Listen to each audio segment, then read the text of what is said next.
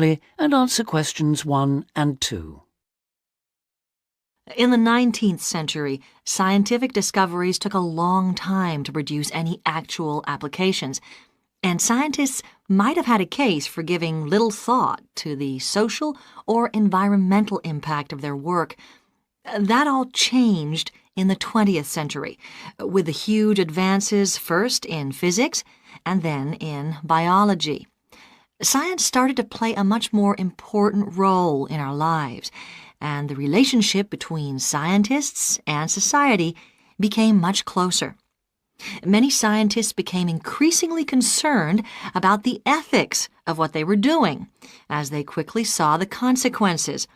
The benefits, such as vastly improved crop yields and the eradication of diseases like bubonic plague, but also terrible damage in the form of pollution and chemical weapons. Yes, but some scientists still claim even today that their only duty is to make public the findings of their research. They need to do that, of course, but I think the key points are that they ought to stop making any distinction between pure science and applied science, because in practical terms it no longer exists. And also they must accept full responsibility for the consequences of their work. Now listen and answer questions 3 to 10.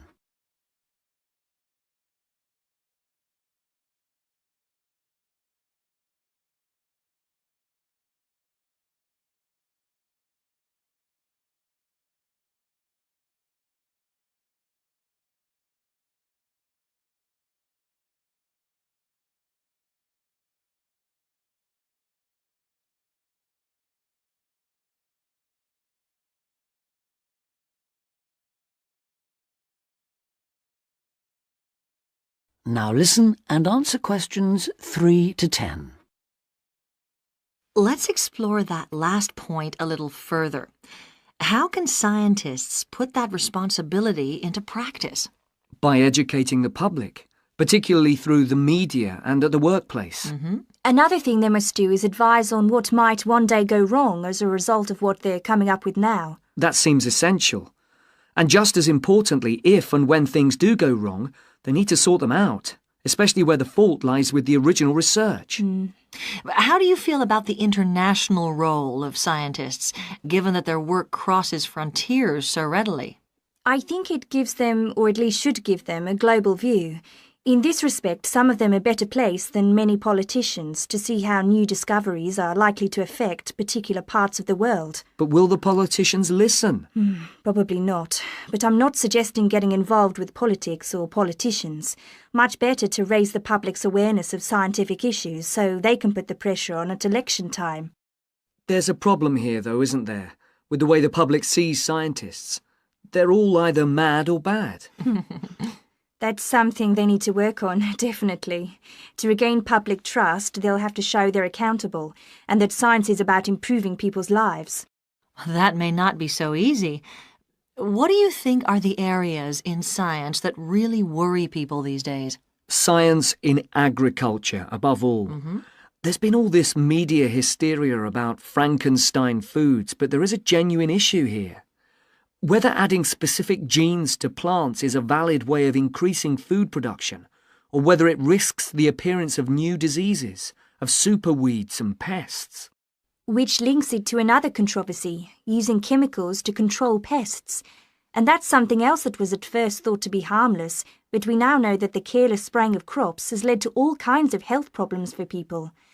Plus a devastating loss of biodiversity, with huge numbers of insects, birds and mammals simply disappearing from the countryside, fish dying in poisoned rivers and so on. And of course, if we're talking about death on a massive scale, then we have to mention the role of science in enabling the military to wage chemical and biological and nuclear warfare, which has destroyed life in so many parts of the world. Okay, I think we've identified some major topics there. There's something I'd like to add, if I may. Sure, it's important for scientists and future scientists to talk about major issues like these, but we might also want to look at what we can do or not do in our everyday lives, particularly as many of us will be earning more money than we actually need for basic necessities. I'm thinking here of things like burning fossil fuels by driving everywhere. What do you think? Well, something that scientists seem to do rather too often is take planes to distant places, which is highly damaging environmentally. For instance, to attend conferences on subjects like the disappearing ozone layer. When nowadays they could probably stay at work and use a video conferencing link anyway. Which may in fact be an example of how progress in computer science can impact positively on the environment. But going back to harmful things, what else can be done? Again, on the air transport theme, there are the huge distances a lot of consumer goods travel before they actually reach the shops in this country. This seems another extreme waste of energy, especially if much of what is being produced and carried is packaging. Perhaps it's worth shopping for more locally produced items.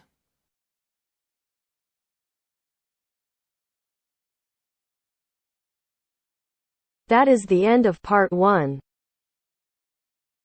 You now have half a minute to check your answers.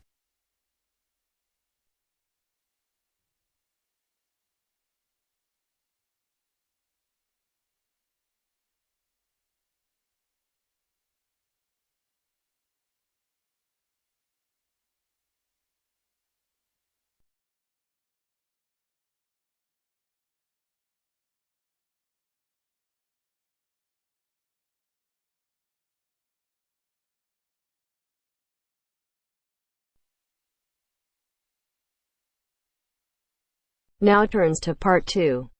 Part 2. First, you have some time to look at questions 11 to 15.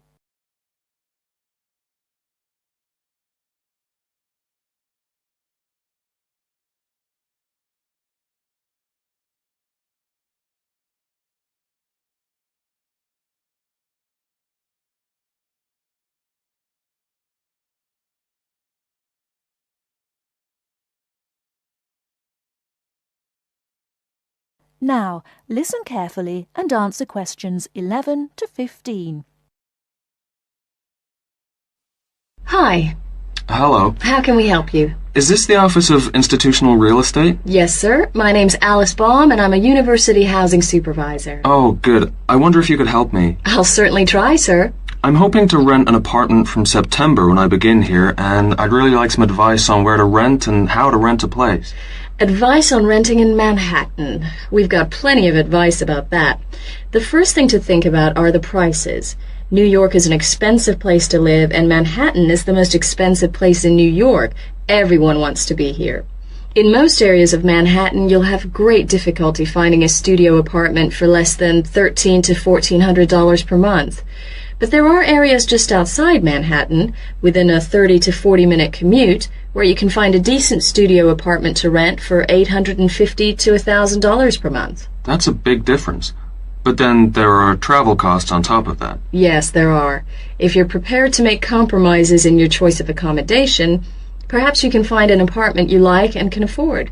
Monthly rents also depend on 2 other factors: apartment size and then amenities. Can you tell me a bit more about that? Basically, bigger flats get higher rents, so if you can live without a lot of space, it's much cheaper. And if you're willing to take a flat which has street noise or doesn't have much natural light, then you may save some more money. I see. However, you could go the other way and get a bigger flat and share it with another student. You can cut costs by sharing a large bedroom. To find a roommate, check the listings for apartment shares in the housing registry. Share a flat. I hadn't given that idea much thought. Lots of our students do that. What about amenities? Can you explain that a bit more? You need to decide what facilities you really would like and what you can do without. For example, do you want a doorman? Would you like an elevator? These kinds of things put the prices up. I don't think I need a doorman. Is there anything else I should know? Yes, remember, the housing market is very competitive, especially for affordable apartments. You need to be prepared to make decisions quickly and be flexible with your plans. Don't start your search earlier than 4 weeks before you want to move in, because tenants only need to give landlords 30 days notice of their departure. Okay. Before you hear the rest of the talk, you have some time to look at questions 16 to 20.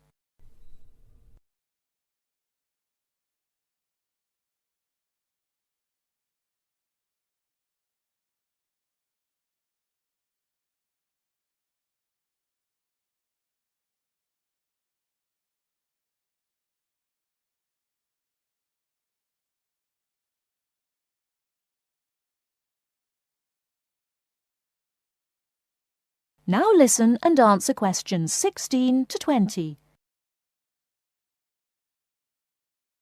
And make apartment hunting your life for 2 or 3 weeks. That should be enough time to get familiar with the market and find what you're looking for. What's the best way of finding a place? There are really only 2 ways. You do it yourself, or you get someone else to do it for you. That sounds interesting. How do I do that? There are property brokers who will find a place for you. They can guide you to the property of your choice and help you with the paperwork. Well, that sounds great. But they do charge you a commission fee. In Manhattan, expect to pay between 12 and 15% of the year's rent. That means if your rent is $1,000 a month, the broker's fee works out to $1,800. Oh, maybe not a broker then. And what's the other option again? Do the legwork yourself. Look in the classified ads, call landlord companies, and do online searches. Check out our website first. You mentioned paperwork. Could you tell me something about that? Sure. To rent an apartment, you may be asked to complete an application by your prospective landlord. You may also be asked to pay between $50 and $200 for credit reports. Landlords want to see evidence of steady income and good credit. I see. Because you're a full-time student, most landlords will require a guarantor, someone to guarantee you will pay the rent on time. And when the landlord approves your apartment application, be prepared to pay the first month's rent and the deposit when you sign the lease. That's a lot to think about, and it sounds like a lot of hard work. Thank you very much for the advice. You're very welcome, and good luck.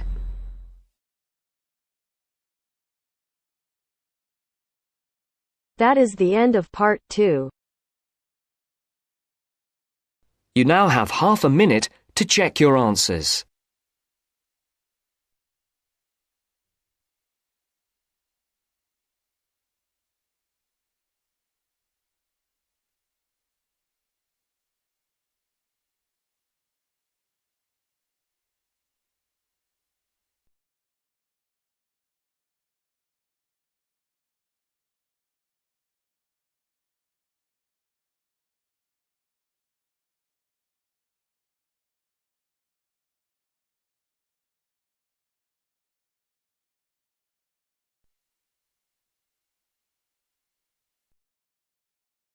Now turns to part 3.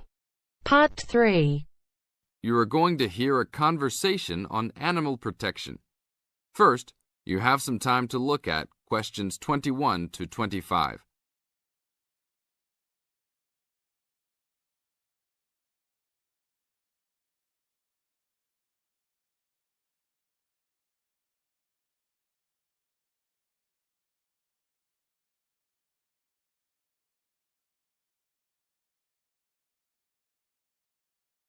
Now listen to the tape and answer the questions. Thanks for joining us today, Mike. How did Baja California become a consideration for a condor release? Our recovery plan for California condors requires us to re-establish the birds in as much as their former range as possible. Baja, being the southernmost recent range for the California condor, works well in that they were only recently lost from the area, mid-1930s, and considerable habitat still remains.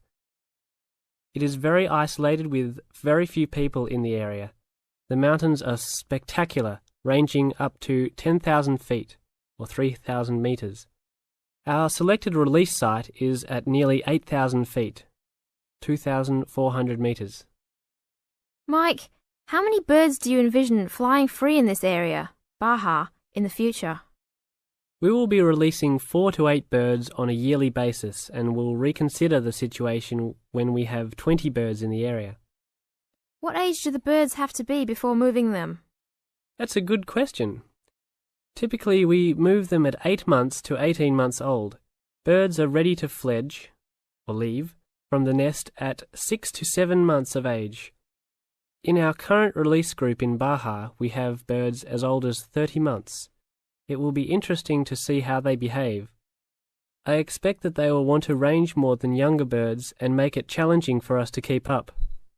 Is there a maximum number of birds a certain area can support? Yes, it's called the carrying capacity for any area, for any species. In our case, our strategy to find that number is to saturate the environment to a level where we determine that the birds are showing difficulty either in finding food, behaviourally, or in survivorship. That level is greatly determined by the availability of food in the area and nesting possibilities.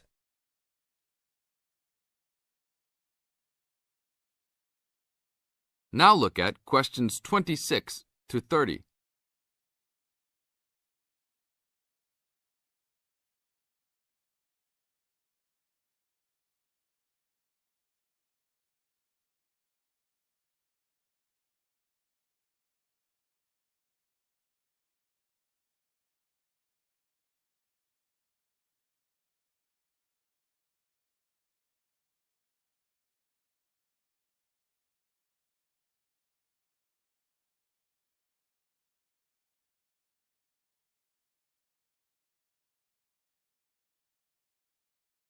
As the talk continues, answer questions 26 to 30. What do you hope to accomplish with this release in the long run? I expect that well within 10 years the condors will be flying north and joining birds already released in Southern California. Hopefully we will reach at least 150 birds in each of these populations within about 15 years. What would you say is the biggest contribution to the California Condor program's success?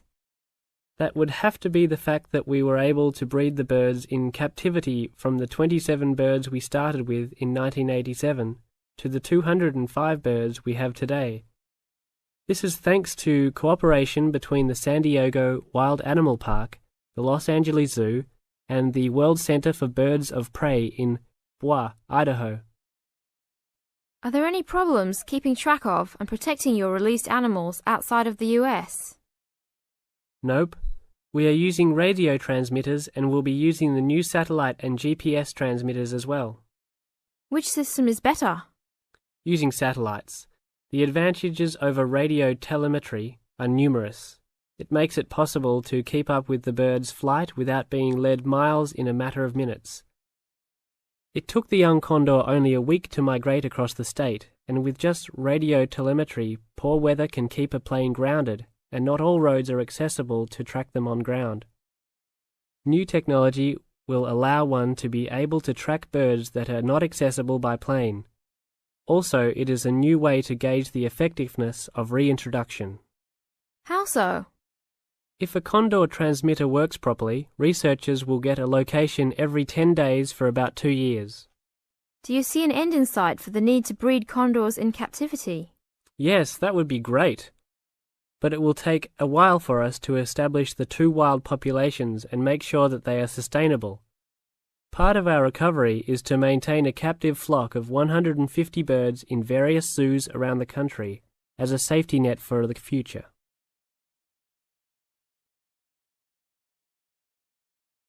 That is the end of part 3.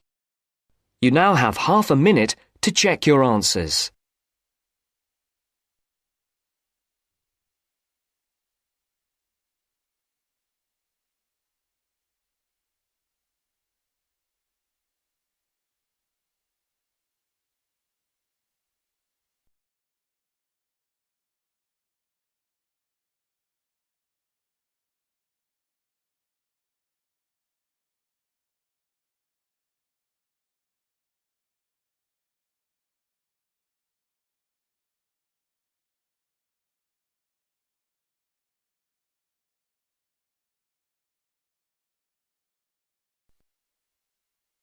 Now turns to part 4. Part 4. You will hear an extract from a university lecture on the topic of marketing. First, you have some time to look at questions 31 to 40.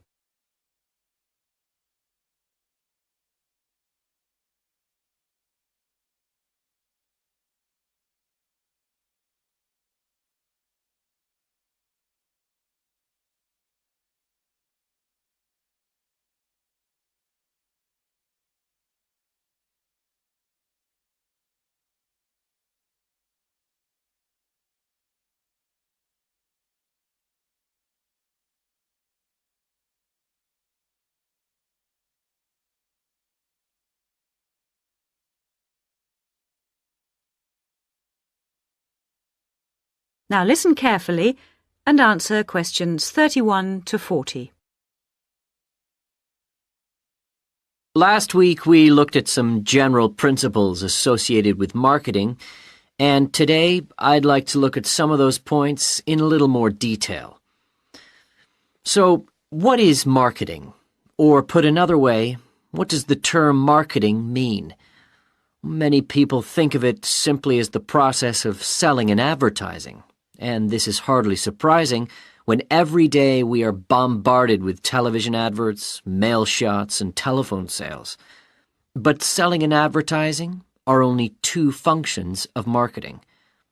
In fact, marketing, more than any other business function, deals with customers. So perhaps the simplest definition is this one. Marketing is the delivery of customer value and satisfaction at a profit. In other words, finding customers, keeping those customers happy, and making money out of the process. The most basic concept underlying marketing is the concept of human needs. These include basic physical needs for things like food, as well as warmth and safety. And marketers don't invent these needs. They're a basic part of our human makeup. So, besides physical needs, there are also social needs. For instance, the need to belong and to be wanted.